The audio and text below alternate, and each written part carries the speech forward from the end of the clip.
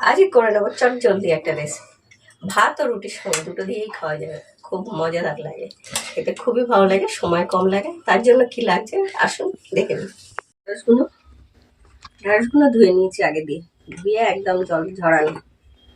এবার ঢেঁড়সগুলো কাটবো কিরম দেখে নিন। একদম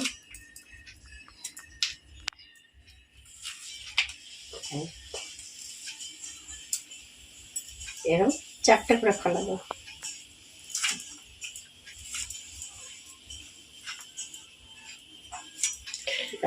আরেকটা দেখি আমরা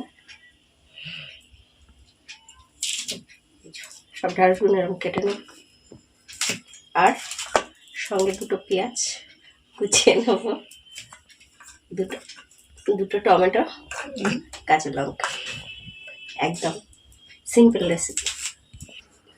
হয়ে গেছে আমাদের সব ঢেঁড়সগুলো কাটা, আর সঙ্গে দুটো পেঁয়াজ দুটো এরকম সরু সরু করে কেটে নিয়েছি। তেল দেবো,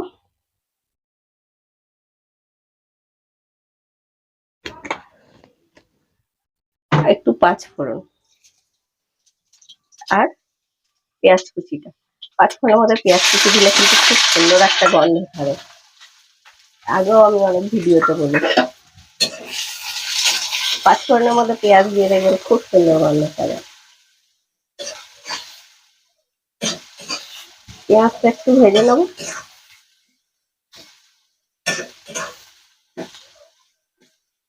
এটা একদম সিম্পল রান্না, কিন্তু খুব ভালো লাগে।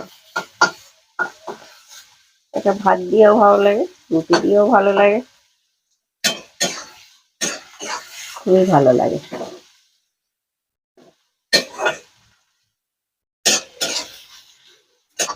পেঁয়াজটা দেখুন বেশ ভাজা হয়ে গেছে। এবার দিয়ে দেবো ঢেঁড়সটা।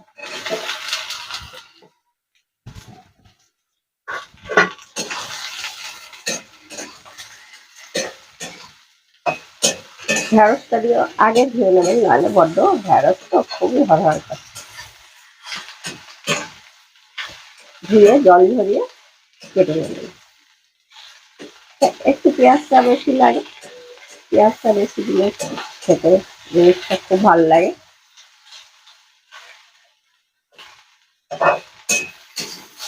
কখনো কখনো একটা সাধারণ খাবারও অসাধারণ খেতে লাগে, সেটা আমরা অনেক সময় বেড়াতে গিয়ে বুঝতে পেরেছি।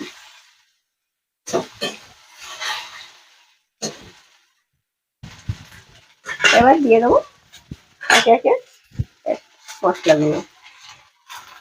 একটু অল্প আদা বাটা, হাফ চামচ, আর কাঁচা লঙ্কা বাটা। যারা আমার ভিডিওগুলো দেখেন তারা তো জানেন আমি কাঁচা লঙ্কা বাটাটাই বেশি খাই। কাঁচা লঙ্কা বাটা, আদার থেকে একটু রসুন বাটাটা বেশি, যতটা আদা দিয়েছি তার থেকে একটু রসুন দিয়ে দেবো। হাফ চামচ জিরে গুঁড়ো, আর এক চামচ ধনে গুঁড়ো।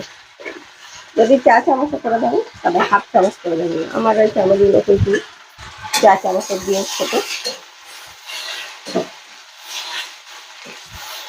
ওই জন্য গ্যাসটা আমরা মিডিয়াম লোয়ে রাখবো।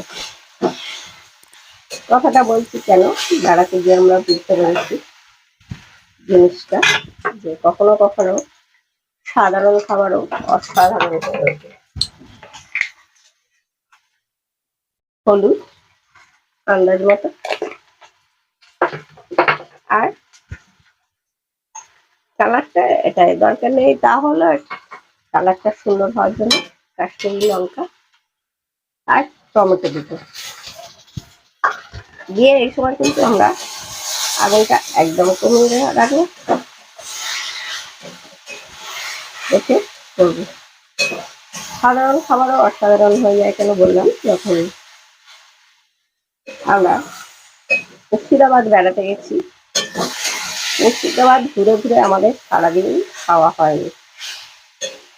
আমার ছেলেও ছোট,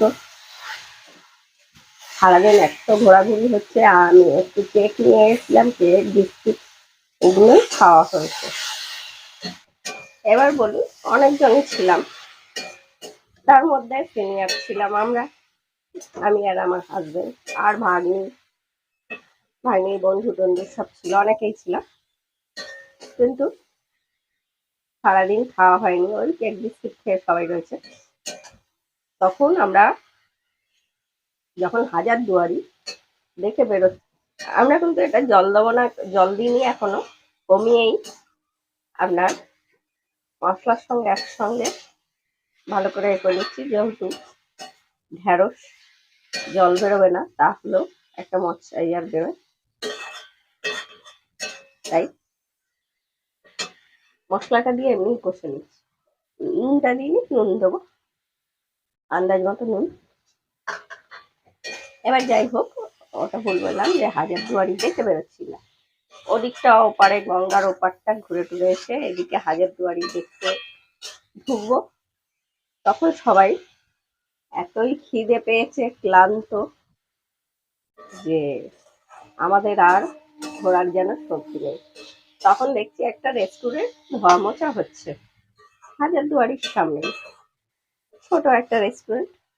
তা তেনাকে জিজ্ঞেস করলো আমার ভাগ্নি জামাই, খাবার আছে আপনাদের? তা বললো খাবার বলতে এখন কিছুই হবে না, আমাদের বিকেলে রান্না শুরু হবে, এখন শুধু পাবেন ডাল আর জোর ডিম ভেজে দিতে পারি, আর কিছু হবে না। আমরা বললাম সেটাই ঠিক আছে, সেটাই খাওয়া যায়। যখন সেই কাঁচা লঙ্কা লেবু পেঁয়াজ আর ডাল ডিম ভাজা দিয়ে ভাত খাচ্ছি, তখন যেন মনে হচ্ছে অমৃত, কি খাচ্ছি সারাদিন পরে। ওই জন্য বললাম কখনো কখনো একটা সাধারণ খাবারও অসাধারণ হয়ে উঠতে পারে। দেখুন, আপনাদের সঙ্গে কথা বলতে বলতে কিন্তু আমি একটা ভালো মতো কেরকম কষা হয়ে যাচ্ছে।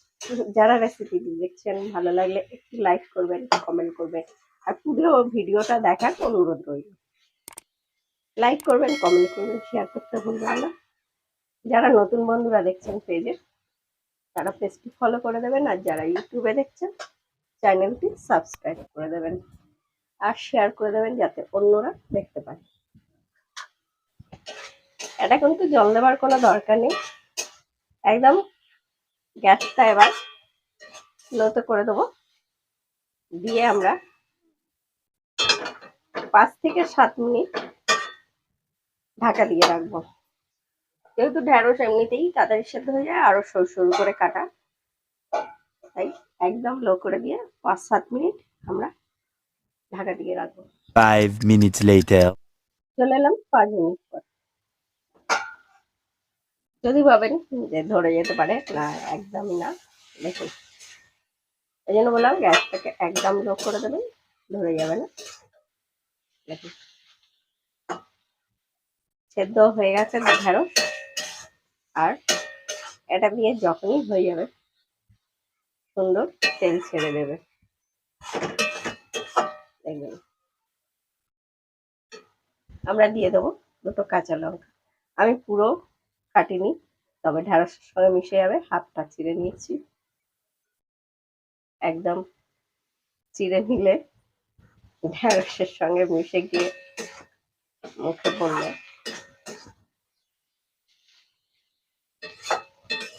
খুব মুশকিল, অনেকেই আছে খুব ঝাল খান না। আর মিনিট 3 আমরা আবারও ঢাকা দিয়ে রান্না করে নেবো, আরেকবার ঢাকা দিয়ে দেবো মিনিট 3 জন্য।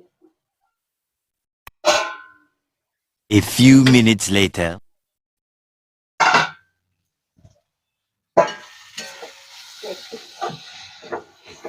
আমাদের একদম ঢেঁড়স পেঁয়াজ একদম তৈরি। এরকম হয়েছে, একদম বাড়িতে করে নেবেন, রাত্রিবেলা যখন দেখবেন রুটি দিয়ে খেতেও খুব ভালো লাগে, সময়ও লাগে না, সহজ রেসিপি, তাড়াতাড়ি করে চট করে রুটি দিয়ে খাওয়ার জন্য করে নেবেন, ভাত দিয়েও ভালো লাগে। আমি আজকে দুপুরবেলা ভাতের জন্য করেছি। আমাদের হয়ে গেছে, গ্যাসটা আবার বন্ধ করে দেবো। চটজলদি আমাদের একটা রেসিপি, পেঁয়াজ ঢ্যাঁড়সের রেসিপি। ভালো লাগলে নিশ্চয়ই সব থেকে আগে রেসিপিটি দেখার অনুরোধ রইল সবাইকে। রেসিপিটা পুরো দেখবেন, আর দেখে ভালো লাগলে একটু লাইক করবেন, কমেন্ট করবেন, দেখতে দেখতে টুক করে লাইকটা কমেন্টটা করে নেবেন, আর শেয়ার করতে একদম ভুলবেন না, যেন অন্যরা দেখতে পায়। আর যারা নতুন বন্ধুরা দেখছেন পেজটি ফলো করে দেবেন, আর ইউটিউবে যারা দেখছেন চ্যানেলটি সাবস্ক্রাইব করে দেবেন, সঙ্গে একটু পাশে থাকা বেল আইকনটা ক্লিক করে দেবেন, যাতে আমার ভিডিওটা আপনাদের কাছে সবার আগে পৌঁছয়। তাই আজকের মতো এই অবধি থাক, আবার ফিরে আসবো অন্য সময় অন্য কোনো রেসিপি নিয়ে। সবাই সুস্থ থাকবেন, ভালো থাকবেন। আর নিত্য নতুন রেসিপির জন্য দেখতে থাকুন মৌসুমীর হেসেল।